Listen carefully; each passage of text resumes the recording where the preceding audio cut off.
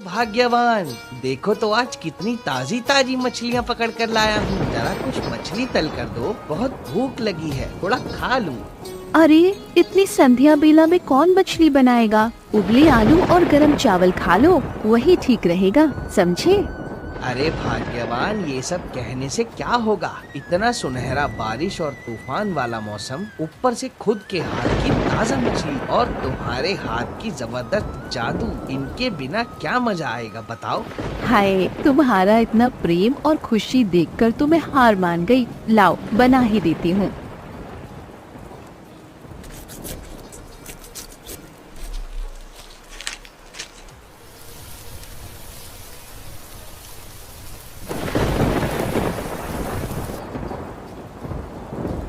अरे भाग्यवान, तुम्हारे हाथ की बनी मछली से इतनी प्यारी खुशबू आ रही है, लगता है खाने से पहले ही मैं इस खुशबू में खो जाऊंगा। तुम्हारे खाने बनाने की कोई बराबरी नहीं कर सकता, समझी भाग्यवान।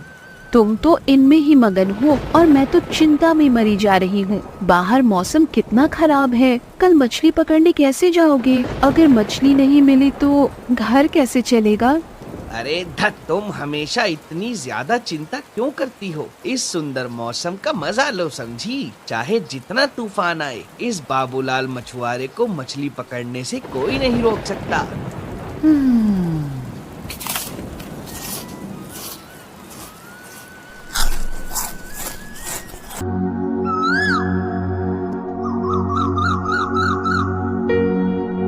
अगले दिन सुबह सुबह बाबूलाल मछली पकड़ने के लिए निकल पड़ा। नदी के बीच जाकर जाल बिछाकर मछली फंसाने का इंतजार करने लगा। कुछ देर बाद अचानक बाबूलाल ने एक प्यारे छोटे बच्चे को देखा। ये मैं क्या देख रहा हूँ। ये मासूम बच्चा इस गहरी नदी में क्या कर रहा है। जल्दी इसे उठाना होगा, नहीं तो कोई अनहोनी हो सकती है। ऐसा कहते हुए बाबूलाल उस बच्चे को उठा लिया और घर की ओर लौट पड़ा।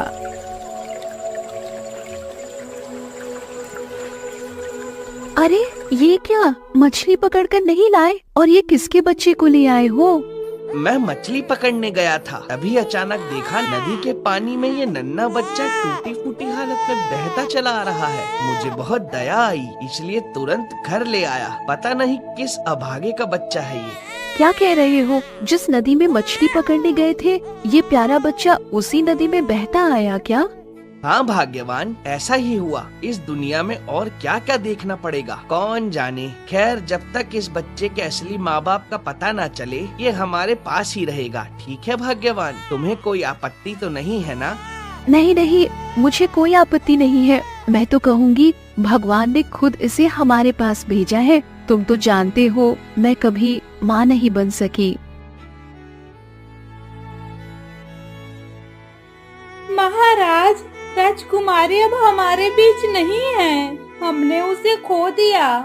रानी अम्रपाली, ये तुम क्या कर रही हो, क्या हुआ है, मुझे साफ साफ बताओ। महाराज, जब राजकुमारी को साधु बाबा के पास ले जाया गया था, तब उन्होंने कहा था कि हमारी बेटी पर बुरी नजर है, इसीलिए उसे नदी में स्नान कराना होगा ताकि वह बुरी नजर से बच सके। लेकिन स्नान कराते समय वो हमारे हाथ से फिसल गई। महारानी, हमने अपनी राजकुमारी को इस तरह खो दिया। कितनी मिन्नतों के बाद वो हमें मिली थी। मालती, मेरी बेटी। इधर मछुआरा और उसकी पत्नी मालती को बड़े प्यार और स्नेह से पालने लगे।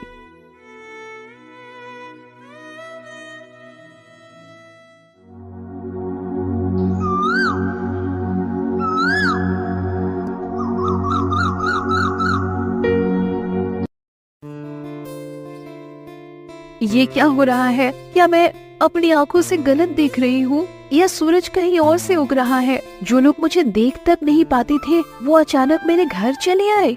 हम तुझे देखने नहीं आए हैं, तेरी गोद में जो बच्चा है उसे देखने आए हैं। इसका मतलब लोग जो कहते थे वो सच है। कहाँ से उठा लाई ये बच्चा। सुना है तू तो माँ बनने लायक नहीं, तो फिर ये किसका बच्चा है। कहीं चोरी तो नहीं किया। बोल बोल ना।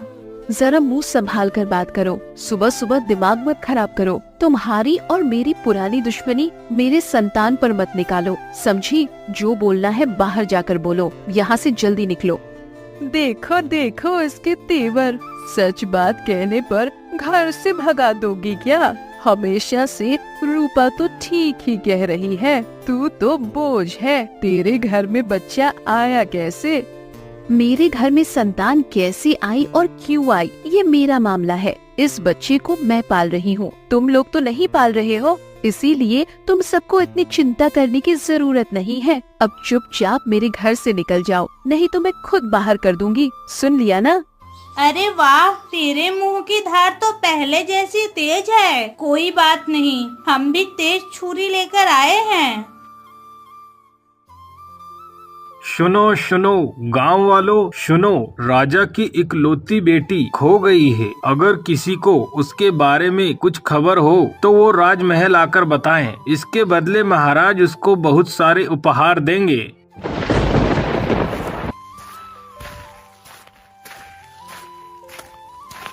अरे ये तुम हाफ क्यों रहे हो, क्या हुआ?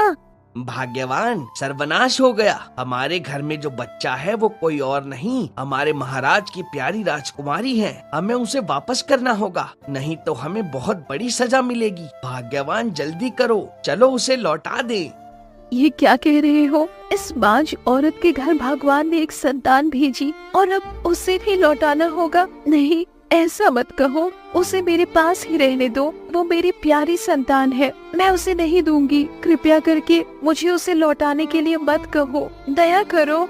लेकिन भाग्यवान, समझने की कोशिश करो। अगर हमने ये बच्चा नहीं लौटाया और पकड़े गए तो हमें सजा हो जाएगी। भाग्यवान नहीं, इसमें समझने जैसा कुछ नहीं है। सजा हो तो हो जाए, मैं इस बच्ची को अपने आंचल में छुपा कर रखूंगी। अपनी बच्ची को किसी को नहीं दूंगी।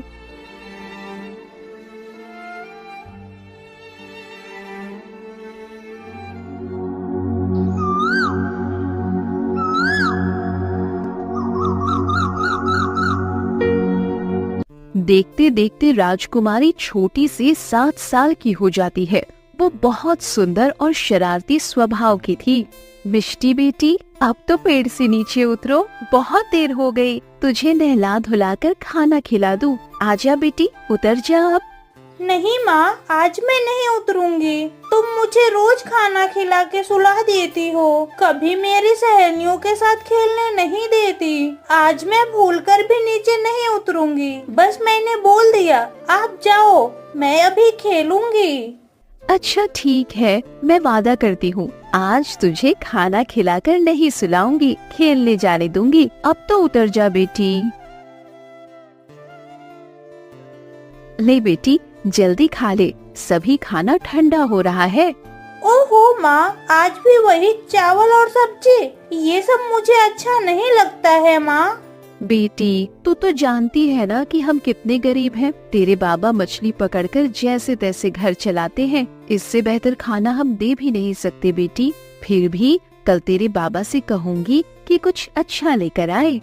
तुम तो रोज ऐसा ही कहती हो, लेकिन मैं कह रही हूँ, कल मैं मसालेदार मटन ही खाऊंगी, बता देती हूँ। खाना खाने के बाद मिष्टी अपने सहेलियों के साथ खेलने चली जाती है। ओ राजू, आज हम क्या खेलेंगे? आज हम छुपन छुपाई खेलेंगे। हाँ, तुमने अच्छा खेल बताया। चलो तय करें कौन चोर बनेगा। आज तुम सब छुपो, मैं तुम्हें ढूंढूंगी। मैं उस तालाब के किनारे वाले पेड़ के नीचे छुप रही हूँ, ठीक है? तालाब के किनारे एक रानी बैठी रो रही थी। आप तालाब के किनारे बैठकर क्यों रो रही हैं? क्या हुआ आपको? बेटी, मैं इस राज्य की महारानी अम्रपाली हूँ, लेकिन अंदर से मैं बिल्कुल खाली हो गई हूँ। मैंने अपनी ही संतान को इस नदी में खो दिया है। अरे रानी माँ, आपको कितना दुख है। आपकी बातें सुनकर मुझे बहुत दुख हुआ। आप मत रोइए, भगवान आपके बच्चे को जरूर वापस लौटाएंगे। देखिएगा, आपकी बेटी जहाँ भी होगी बहुत अच्छी होगी। अगर मेरी बेटी मेरे पास होती तो वो भी तुम्हारे जैसी बड़ी होती। तुम्हें देखकर मेरे दिल को थोड़ी शांति मिली। अब से तुम रोज दोपहर में मुझसे मिलने आना बेटी। ठीक है रानी माँ, अब से मैं रोज दोपहर में आपसे मिलने आऊंगी। बेटी, तुझे तो आजकल घर में देख ही नहीं पाता। कहाँ रहती है सारा दिन? तुम्हारी बेटी तो अब मेरी कोई बात नहीं सुनती, बस घूमती रहती है। दोपहर को खाना खाकर न जाने कहाँ चली जाती है। बाबा, माँ की बात नहीं सुनो, मैं कहीं नहीं घूमती हूँ। बताऊँ ना बाबा, कुछ दिन पहले मैं तालाब के किनारे खेलने गई थी। वहाँ रानी माँ से मेरी मुलाकात हुई। अब मैं रोज उनसे मिलने जाती हूँ। उनकी बेटी बचपन में खो गई थी, इसीलिए वो बहुत दुखी हैं। बाबा, हमारी रानी माँ बहुत अच्छी इंसान है, सच में बहुत ही अच्छी। हे भाग्यवान, मुझे क्यों सुनना पड़ रहा है? मिष्टी की माँ, आज के बाद से तू कभी भी उस तालाब के किनारे रानी से मिलने नहीं जाएगी। वो बड़े लोग हैं, उनके विचार अलग होते हैं। हमारे जैसे गरीब लोगों का उनसे मेल जोल ठीक नहीं। मैं जो कह रहा हूँ समझी तू? लेकिन बाबा, रानी माँ बहुत अच्छी हैं। पक्का एक दिन मैं आपको भी उनसे मिलाऊंगी, तब आपको भी समझ में आएगा बाबा। तेरे बाबा ने जो कहा वो तेरे कान में नहीं गया क्या? फिर भी मुँह चलाकर जवाब दे रही है। आज के बाद तेरा घर से बाहर निकलना बंद, समझी?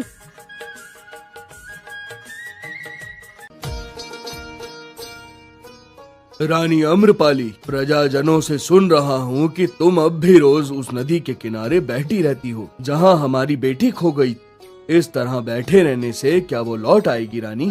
महाराज, माँ का दिल बहुत बेचैन होता है। हर समय अपनी संतान के लिए रोती रहती हूँ। उस नदी के पास बैठकर ऐसा लगता है जैसे मेरी बेटी का चेहरा देख रही हूँ। लेकिन महाराज, हाल ही में वहाँ मैंने एक मछुआरे की बच्ची को देखा। उसकी आंखों में एक अजीब सा अपनापन है। उसकी सूरत इतनी मनमोहक कि जब मैं उसे देखती हूँ लगता है मैं अपनी मालती को देख रही हूँ। जब वो मुझे पुकारती है तो लगता है मेरी मालती ही मुझे पुकार रही है। ये क्या कह रही हो महारानी? पहले तो कभी ऐसा नहीं बोला आपने। एक काम करो, आज ही उस बच्ची को हमारे राज दरबार में ले आओ। मैं भी अपनी आंखों से उसे देखना चाहता हूँ। आप बिल्कुल ठीक कह रहे हैं महाराज, आज ही मैं उसे लेकर आऊंगी। ये क्या, वो बच्ची आज अब तक क्यों नहीं आई? इतनी देर तो कभी नहीं करती थी। कहीं उसे कोई परेशानी तो नहीं हुई? नहीं नहीं, मेरा मन बहुत घबरा रहा है। मुझे तुरंत राज दरबार जाकर महाराज को सब बताना होगा। माँ, ओ माँ, आज के बाद मुझे रानी माँ से मिलने मत भेजना।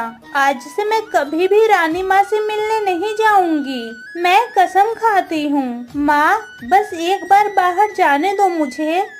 मिष्टी, मैं तो कब से कह रही हूँ तुम्हें उस रानी माँ से मिलने नहीं जाना है, फिर भी तुम बार बार क्यों जिद कर रही हो? क्या रानी माँ तुझे मुझसे भी ज्यादा अपनों जैसी लगने लगी?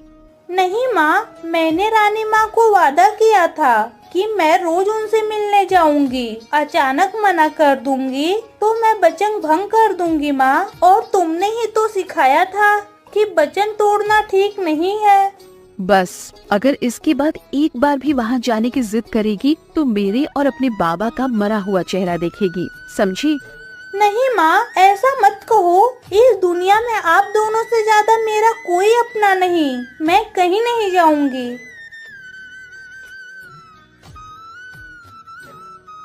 महारानी, आप इतनी जल्दी लौट आई, लेकिन वो लड़की आपके साथ नहीं है क्या? महाराज, मैंने नदी के किनारे बहुत देर तक इंतजार किया, लेकिन आज वो बच्ची नहीं आई। मेरे मन में बहुत बेचैनी हो रही है।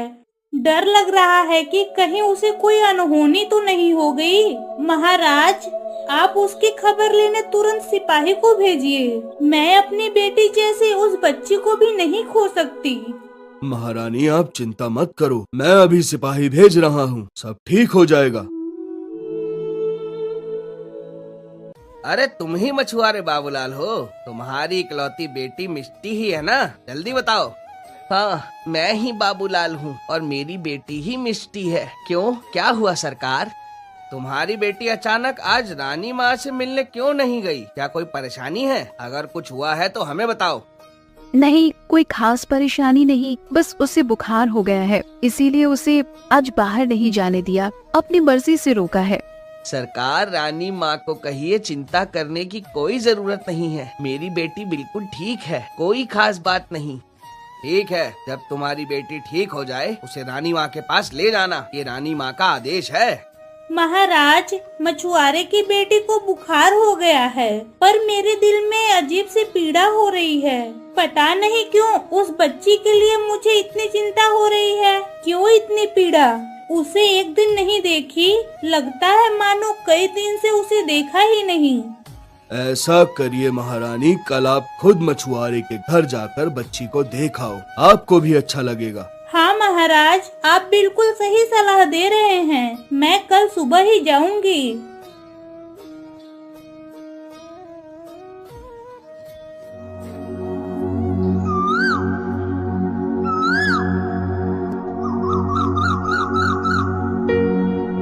राजा के लोग खोजते खोजते हमारे घर तक पहुंच गए हैं। भाग्यवान, जल्दी करो, इससे पहले कि हम पकड़ में आ जाएं, हमें खुद ही उस बच्ची को वापस कर देना चाहिए, नहीं तो बहुत बड़ी मुसीबत सामने है। तुम समझ रही हो ना भाग्यवान, मैं क्या कह रहा हूँ? और फिर दूसरों के संतान को इस तरह छुपा कर रखना हमारे लिए ठीक नहीं। उसकी माँ बहुत दुखी हो रही है।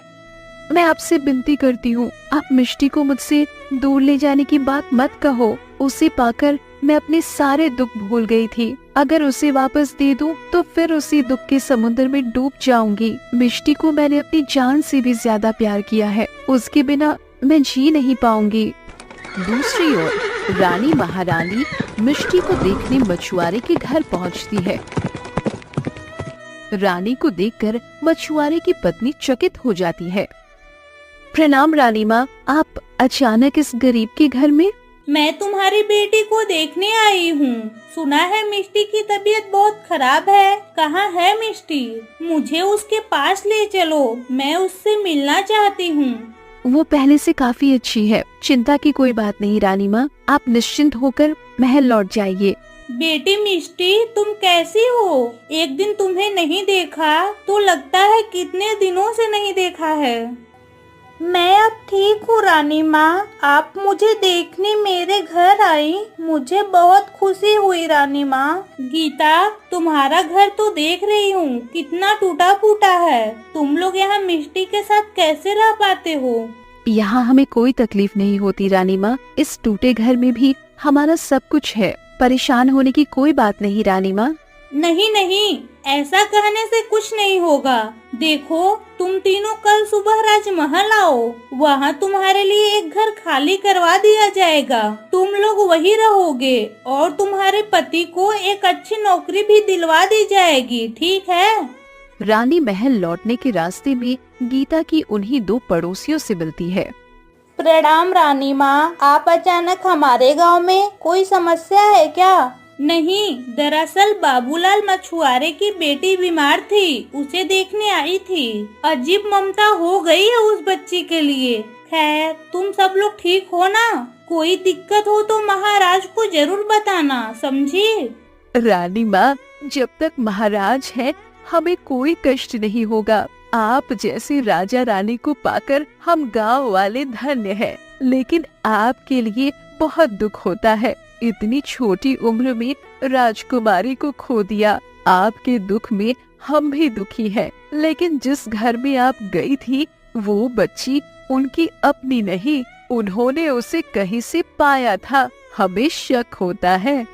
शक होता है? कहाँ से पाई थी? मुझे साफ साफ बताओ। वो मछुआरा कई साल पहले नदी में मछली पकड़ते हुए इस बच्ची को पाया था। उसकी पत्नी तो बांझ है, उसे तो कोई संतान नहीं थे, इसीलिए उस बच्ची को उन्होंने पाला। रानी तुरंत राजमहल लौटकर महाराज को सारी घटना बताती है और फूट फूट कर रोने लगती है। महाराज के आदेश पर सैनिक मछुआरे और उसकी पत्नी और मिष्टी को पकड़कर महल में लाते हैं।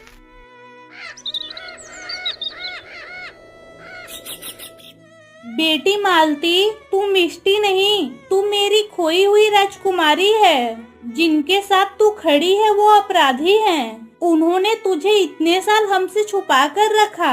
आ मेरी बच्ची, आ मेरी गोद में, आजा। लालची मछुआरे, तुझे तो मैं कठोर सजा दूंगा। इतने साल तक दूसरों की बेटी को अपना बताकर रखा। बेटी मालती, आ मेरी बच्ची, हमारे पास आ। नहीं नहीं, मैं आपकी बात पर विश्वास नहीं करती। मैं अपने माँ बाबा से बहुत प्यार करती हूँ। मैंने देखा है उन्होंने मुझे कितनी मुसीबतों से पाला है। मैं आपकी बेटी नहीं हूँ, मैं आपके पास नहीं आऊंगी। हाँ बेटी मिष्टी, तू हमें इतना प्यार करती है, लेकिन हम तेरे प्यार के लायक नहीं है। महाराज और महारानी सच कह रहे हैं, वो तेरे असली माता पिता है। हम तो कुछ नहीं, हम तो एक अपराधी है। मैंने सिर्फ ममता की लालच में ऐसा किया। मुझे माफ कर देना बेटी। सैनिक, इन दोनों को जेल में डाल दो। महाराज के आदेश पर मछुआरे और उसकी पत्नी को जेल में डाल दिया गया। दूसरी ओर राजा और रानी को उनकी खोई हुई बेटी मिलने की खुशी होती है।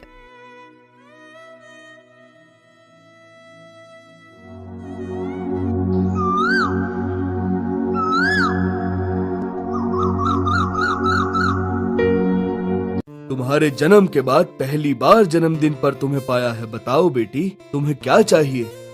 बाबा, मेरी बस एक ही विनती है, मेरे मछुआरे माँ बाबा को छोड़ दो। मुझे पता है उन्होंने गलती की, लेकिन उन्होंने मुझे बहुत प्यार दिया बाबा। मालती, जिन्होंने तुझे हमसे इतने साल दूर रखा, क्या तुम उनके लिए मुझसे निवेदन कर रही हो? महाराज, मछुआरा और उसकी पत्नी हमसे अपराध तो कर बैठे, लेकिन उन्होंने हमारी प्यारी बेटी को पाला। उनकी वजह से आज हमें हमारी बेटी वापस मिली, इसीलिए हम उनके आभारी हैं। मैं भी यही चाहती हूँ, उन्हें माफ कर दीजिए। आखिरकार राजकुमारी मालती की आग्रह पर महाराज मछुआरे और उसकी पत्नी को माफ कर देते हैं और रिहा कर देते हैं।